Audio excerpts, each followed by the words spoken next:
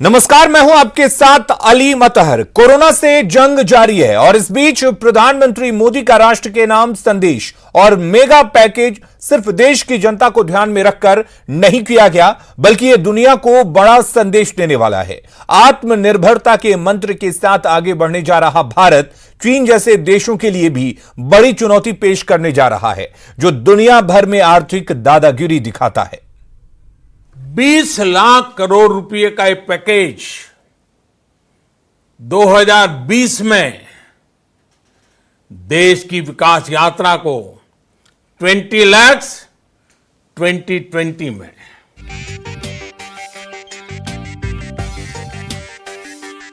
Corona बंदी के दौर में प्रधानमंत्री का देश के नाम ये 5वां संबोधन था, जिस पर देश दुनिया की नजरें टिकी थी। पीएम ने देश को संकट से उबारने के लिए 20 लाख करोड़ के भारी भरकम आर्थिक पैकेज का ऐलान कर दिया। ये बता दिया कि देश अब संक्रमण काल से आगे निकलने को बेताब है। देश की आर्थिक गतिविधियों को बल देने की जो कोशिश की गई है, उसके तहत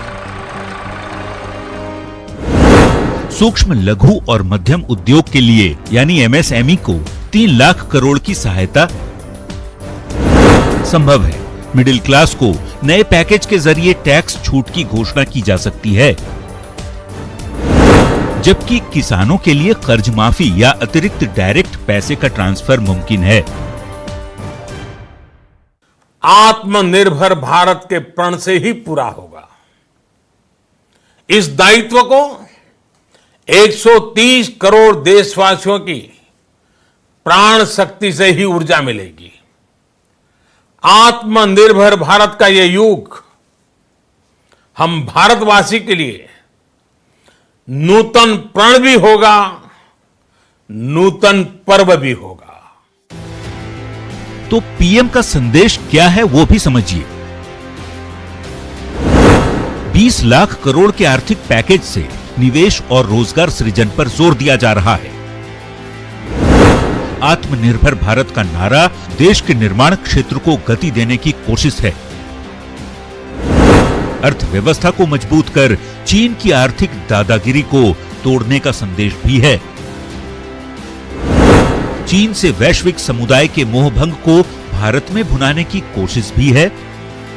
साथ ही कोरोना बंदी के अगले चरण में छूट के साथ आर्थिक गतिविधियों को रफ्तार देने की पहल है। प्रधानमंत्री मोदी ने इस पैकेज की घोषणा इसलिए की है ताकि अर्थव्यवस्था को रफ्तार मिल सके। सबसे अधिक ध्यान ग्रामीण भारत पर देने की जरूरत है। जाहिर है, पीएम मोदी ने राष्ट्र के नाम जो अपना संबोधन किया है, वो देश के लोगों को भविष्य की राह तो दिखाने वाला है ही, वैश्विक समुदाय और बहुराष्ट्रीय कंपनियों को भी बड़ा संदेश देने वाला है कि भारत में निर्माण के लिए सबका स्वागत है।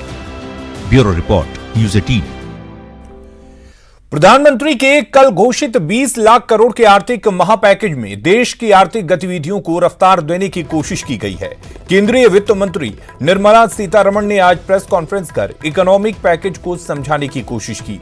20 लाख करोड़ के पैकेज के तहत एमएसएमई सेक्टर को बड़ी राहत देते हुए 3 लाख करोड़ का गारंटी फ्री लोन देने के साथ ही छोटे उद्योगों के लिए ई मार्केट लिंकेज पर भी जोर दिया जाएगा।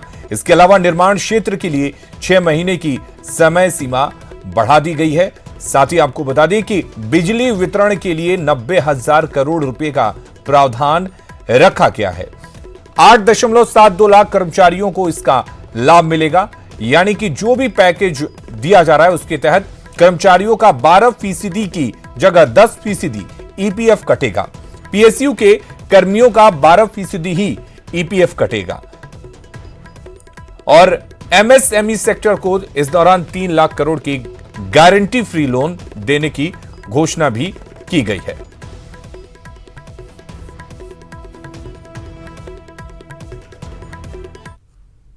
Collateral free automatic loan for MSMEs which is being provided. This will give facility up to 3 lakh crores, 12% which is paid by the employer and 12% by the employee contribution. We extend the support which Government of India gave for another 3 months from, let us say, tomorrow till 31st March 2021 reduced the TDS rates and the TCS rates by 25% of the existing rate. अब जरा खबर को समझिए कि 20 लाख करोड़ के आर्थिक package से सरकार का मकसद क्या है। दरअसल इससे स्वस्थ पड़ी इकोनॉमी में नई जान आएगी। बंद पड़ी इंडस्ट्री को खड़ा करने की कोशिश भी इस पैकेज के जरिए की गई है। भारत सरकार का जोर है कि भारत को आत्मनिर्भर किसी भी हाल में बनाना है और पैकेज में सभी वर्गों का ध्यान रखा गया है। देसी ब्रांड को वैश्विक बनाने पर सरकार का जोर है और बिहार में दूसरे राज्यों से आ रहे प्रवासी मजदूर सरकार के लिए चुनौती बनते जा रहे हैं। नीतीश कुमार ने प्रवासियों के लिए जो आशंका जताई थी वो सच साबित होती हुई नजर आ रही है। 4 मई के बाद तकरीबन 374 कोरोना पॉजिटिव में 335 प्रवासी कोरोना पॉजिटिव पाए गए हैं।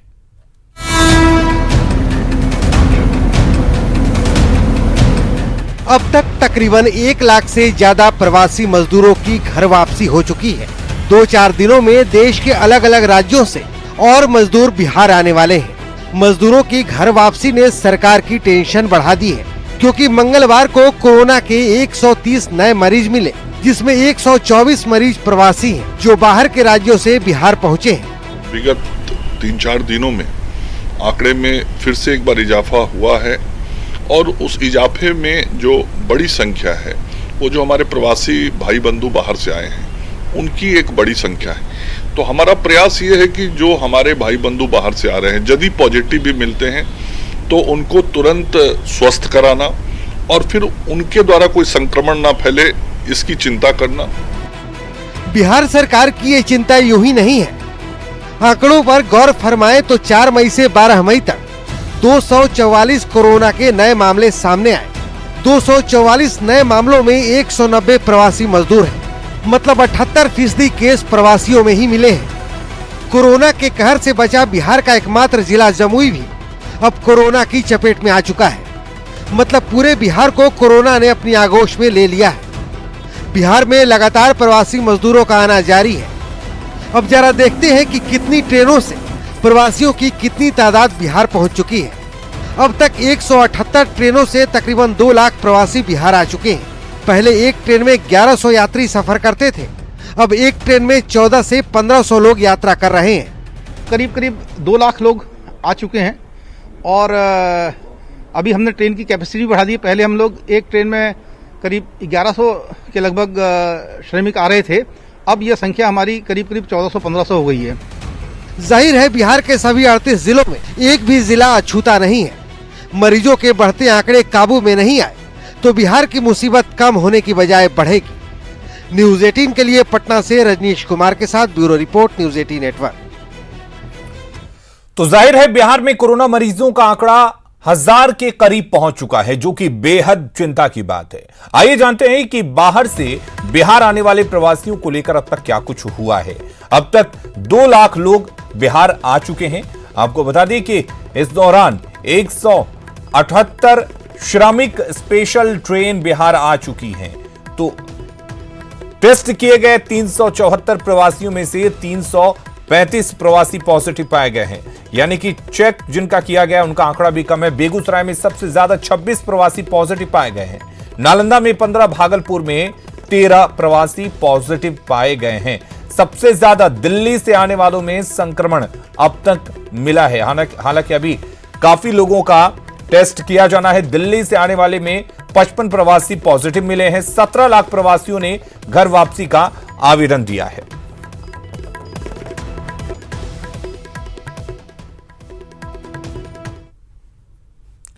तो झारखंड में भी प्रवासियों की घर वापसी के साथ साथ कोरोना अब घरों में घुसता नजर आ रहा है। दूसरे प्रदेशों से लौटे कई मजदूरों की रिपोर्ट पॉजिटिव आने के बाद चुनौतियां नए रूप में सामने आ रही हैं। पूर्वी सिंहभूम के चाकुलिया प्रखंड के नगर पंचायत क्षेत्र में 2 कोरोना मरीज मिलने के बाद जिला प्रशासन अलर्ट है। आसपास के क्षेत्र को कंटेनमेंट जोन घोषित कर बैरिकेडिंग कर दी गई है और वहां तमाम गतिविधियों पर रोक लगा दी गई है। संक्रमित क्षेत्र में सभी आवश्यक जरूरतों की जहां आपूर्ति की जा रही है, वहीं स्वास्थ्य टीम गठित कर सभी घरों की जांच और जानकारी जुटाई जा रही है। 7 पिकेट में 24 घंटे 3 तालीम हम लोग सुरक्षा दे रहे हैं, ड्रॉप किट के साथ है। इसमें किसी भी आदमी जाने के लिए वर्जित है, एक्सेप्ट जो यहाँ पर सफाई कर्मचारी हैं। हजारीबाग में नए 6 कोरोना पॉजिटिव मिलने के बाद इन सभी को क्वारंटीन सेंटर से हजारीबाग मेडिकल कॉलेज अस्पताल में भर्ती कराया गया। सभी पॉजिटिव श्रमिक हैं, जिन्हें मुंबई से लौटने के बाद क्वारंटीन सेंटर में ठहराया गया था और जांच के लिए उनका सैंपल भेजा गया था। जिले में अब तक मिले सभी 10 पॉजिटिव की ट्रैवल हिस्ट्री दूसरे प्रदेशों से रही है। इसमें 3 लोग स्वस्थ होकर घर लौटे हैं। वहीं लातेहार में पहला कोरोना पॉजिटिव मिलने के बाद प्रशासन एक्टिव मोड में आ गया है। रेड जोन हैदराबाद से लौटने पर इस मजदूर को क्वारंटीन में रखा गया था, लेकिन जांच रिपोर्ट पॉजिटिव आने के बाद उसे कोविड सेंटर में शिफ्ट कर दिया गया। सैंपल करने के बाद जब उनका रिजल्ट आ जाता है तो ही उनको प्रोटोकॉल के तहत 14 दिन का अगले 14 दिन के लिए होम क्वारंटीन में रहने का इंस्ट्रक्ट करते हैं और तब छोड़ते हैं। तो इसी क्रम में अभी उनका कल रिजल्ट आया है। प्रवासी मजदूरों की घर वापसी से कोरोना पॉजिटिव मरीजों की संख्या में लगातार इजाफा होता दिख रहा है। अभी कई सैंपल जांच के लिए पेंडिंग हैं, जिनकी रिपोर्ट आनी बाकी है। ऐसे में प्रशासन के लिए हर दिन चुनौतियां बढ़ती जा रही है। घाटशिला से प्रभंजन, हजारीबाग से राकेश और लातेहार से विकास के साथ रांची से संजय कुमार सिन्हा की रिपोर्ट। आर्थिक गतिविधि को पटरी पर लाने के लिए राज्य सरकार हर संभव प्रयास कर रही है। पेट्रोल डीजल में मिल रही रियायत को वापस लेने के बाद सरकार अब लॉकडाउन 4 में कई तरह की छूट देने की तैयारी कर रही है, ताकि प्रदेश का आर्थिक चेहरा थोड़ा सौरा हुआ दिखे। कोरोना संकट से प्रदेश को उबारने और कमजोर आर्थिक स्थिति को पटरी पर लाने के लिए राज्य सरकार ने प्रयास शुरू कर दिए हैं। इसके लिए सबसे पहले रोजगार सृजन के कई सेक्टर पर फोकस किया जा रहा है। सरकार की प्राथमिकता में जमीन, बिजली, वन स्टॉप सॉल्यूशन, उद्योग धंधों, इंफ्रास्ट्रक्चर डेवलपमेंट वर्क जैसे क्षेत्र शामिल है। लिहाजा लॉकडाउन 4 में कुछ शर्तों के साथ छूट देने की तैयारी भी चल रही है। मेन लक्ष्य है कि जो मजदूर आ चुका है, क्योंकि बैठा रखेगा तो भोजन कितना दीजिएगा, तो लॉकडाउन है तब तक भोजन दीजिएगा, फिर तो काम देना ही होगा। इसलिए पहला लक्ष्य है कि रोजगार सृजन करना और मजदूरों को रोजगार से जोड़ना, और सरकार का भी यही मुख्य उद्देश्य है। उधर केंद्र के 20 लाख करोड़ के आर्थिक पैकेज में प्रदेश को कहां-कहां तक राहत मिलेगी, इस पर भी अध्ययन किया जा रहा है। इसके अलावा राज्य सरकार अपनी ओर से भी राजस्व स्रोतों को गंभीरता से तलाशने पर विचार कर रही है। अच्छा अमाउंट है, 10% अपने जीडीपी का करीब उन्होंने अनाउंस किया है 20 लाख करोड़ का। लेकिन अभी तक यह नहीं आया है कि इस पैकेज को कैसे अनफोल्ड किया जाएगा, तो विभिन्न क्षेत्रों को कैसे मिलेगा, किस तरह की स्कीम्स बनेंगे और राज्यों के बीच किस तरह से विभाजित होगा। दरअसल अन्य खर्चों को छोड़कर राज्य सरकार का मासिक खर्च 2000 करोड़ के करीब है, जिसकी तुलना में आय महज 29% के ही आसपास है।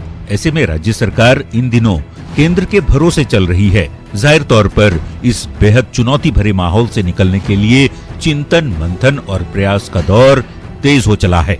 रांची से भुवन किशोर झा, न्यूज़ 18। तो लॉकडाउन में पूरा देश परेशान है, लेकिन पर्यावरण के लिए यह काफी राहत वाला समय है। हर तरह की गतिविधि बंद होने की वजह से गंगा स्वच्छ नजर आने लगी है। पेड़ पौधे भी काफी हरे भरे लगने लगे हैं।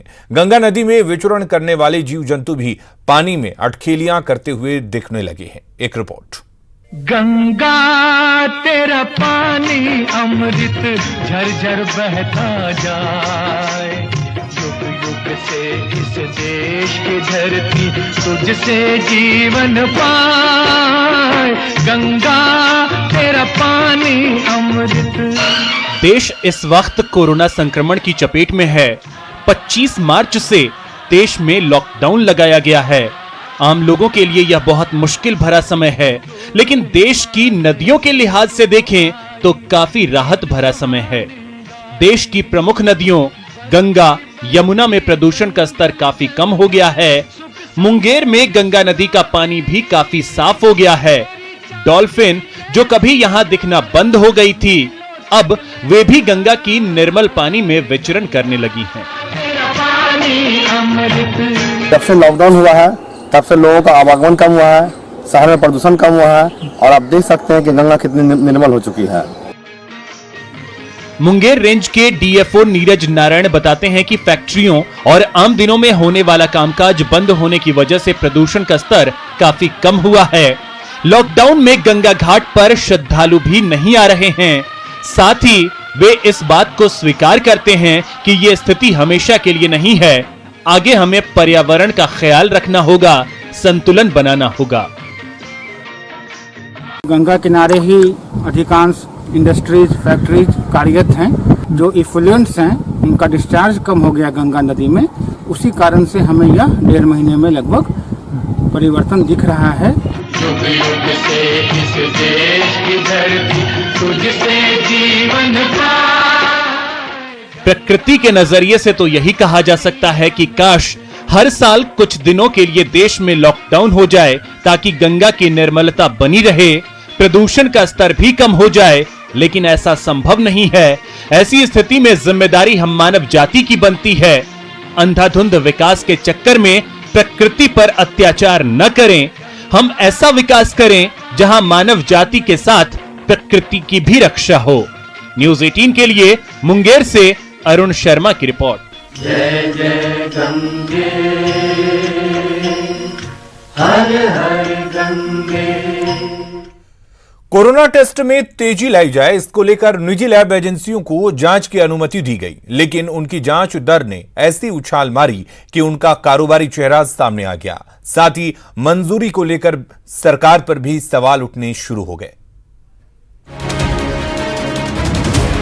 ट्विटर पर एक्टिव हेमंत सरकार के स्वास्थ्य मंत्री को जेएमएम विधायक का ये ट्वीट शायद ही पसंद आया होगा, जिसमें जेएमएम विधायक सुदिव्य कुमार ने लिखा है कि आपदा काल में अपना कर्तव्य पालन नहीं करने वाले नियंत्री पदाधिकारी और संस्थाओं पर कार्रवाई करना राजधर्म है। दरअसल उनका इशारा कोरोना टेस्ट के नाम पर निजी लैब एजेंसियों के कारोबार पर था। आपदा काल में अगर लोग अपनी व्यावसायिक वृत्तियों को नहीं छोड़ रहे हैं तो निश्चित रूप से यह बड़ा शर्मनाक है। इसलिए मैंने माननीय मंत्री को ट्वीट करते हुए आग्रह किया कि इस आपातकाल में लोग अगर अपने कर्तव्यों के निर्वहन में कोताही बरतें, विभिन्न संस्थाएं या ये लैब अगर जनता की मजबूरी का नाजायज फायदा उठाकर उनको दोहन करना चाहें तो ऐसे लोगों के लिए कठोर से कठोर कार्रवाई हो। दरअसल प्रदेश में राज्य सरकार ने 4 निजी लैब एजेंसियों को कोरोना जांच के लिए अनुमति दी है, लेकिन इन जांच एजेंसियों ने सरकार से आईसीएमआर के अधिकतम निर्धारित दर का हवाला देकर राज्य में 4500 की दर फिक्स करा ली। लिहाजा न्यूज़ 18 का स्वास्थ्य मंत्री से सीधा सवाल है कि झारखंड में जांच की दर अधिकतम क्यों? लैब वही, फिर बिहार में 2500 तो झारखंड में 4500 क्यों? निजी लैब के दबाव के आगे झुक गई सरकार। मजबूरी का फायदा उठाने वाले निजी लैब को मंजूरी क्यों? न्यूज़ 18 को अपने सवालों का जवाब स्वास्थ्य मंत्री के रांची स्थित आवास पर भी नहीं मिल सका। आखिर ऐसा क्यों हो रहा है यह जानने के लिए जब हमने कोशिश की स्वास्थ्य मंत्री से, उनके घर गए तो स्वास्थ्य मंत्री वहां पे नहीं मिले। लेकिन सवाल यही है कि कोरोना जांच में भी यहाँ पे 2000 रुपए प्रति जांच ज्यादा लिया जा रहा है पड़ोसी बिहार से। हम अपने इन सवालों को लेकर स्वास्थ्य मंत्री बन्ना गुप्ता के जमशेदपुर स्थित आवास पर भी पहुंचे, लेकिन बार बार फोन करने के बाद आवास पर मंत्री जी के सोने की जानकारी मिली। हमने झारखंड के स्वास्थ्य मंत्री के जमशेदपुर स्थित आवास पहुंचा, उनसे कई बार फोन पर संपर्क करने का प्रयास किया मगर उनसे संपर्क नहीं हो पाया। अब देखना यह है कि मंत्री जी का कब नींद खुलता है और कब जाके मंत्री जी इस पर अपनी तरफ से बात रखते हैं कि आखिर ऐसा क्यों। जाहिर है कोरोना टेस्ट के नाम पर कारोबार करने वाले निजी लैब एजेंसियां अब सवालों के घेरे में आ गई हैं। लेकिन पहला सवाल तो अब भी स्वास्थ्य मंत्री से ही बनता है कि झारखंड में 2500 के बजाय 4500 क्यों? गिरिडीह से सुरेश, जमशेदपुर से रंजीत और रांची से उपेंद्र के साथ संजय कुमार सिन्हा की रिपोर्ट। कोरोना को लेकर कोई कंफ्यूजन ना रहे, लोगों को सही और पूरी जानकारी मिले, इसी वजह से न्यूज़ 18 ने कोरोना कंट्रोल रूम बनाया है, जहां पर हम दर्शकों के मन में उठ रहे सवालों के जवाब अपने एक्सपर्ट और डॉक्टर के जरिए देने की कोशिश कर रहे हैं। इसी कड़ी में आज हमारे साथ कानपुर से जुड़ी डॉक्टर मोनिका सचदेवा, जिन्होंने दर्शकों के सवालों के जवाब दिए और उनकी आशंकाओं को दूर किया।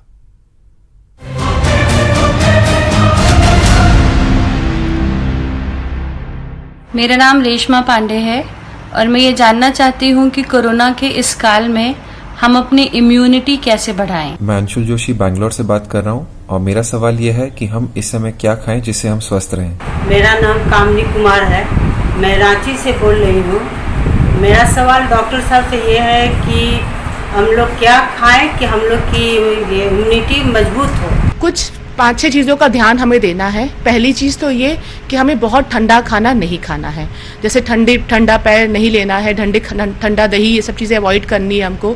हमें गुनगुना पानी का सेवन करना है, हमें बाहर का खाना अवॉइड करना है।